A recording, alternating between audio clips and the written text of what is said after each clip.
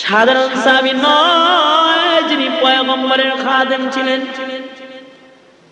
হযরতে আবু যর গিফারি, হযরতে আবু যর গিফারি খাদেমে খায়রুল বশর, खिदमतों में जिंदगी भर ना बनाया अपना घर। নবীর খেদমত করতে করতে নিজের জন্য একটা ঘর বানানোর টাইম পায় না এমন একজন সাহাবী। দুইটা হাত তুলে ডেকে বলতেছে, ও খলিফাতুল মুসলিমিন, এই যুবকের একজন ভাই যদি মদিনায় থাকতো তাহলে ভাই ভাইয়ের জিম্মাদার হয়ে যাইত। খলিফাতুল মুসলিমিন পয়গম্বরের মুখে নিজ কানে শুনছি, আল মুসলিমু আখুল মুসলিম, মুসলমান মুসলমানের ভাই।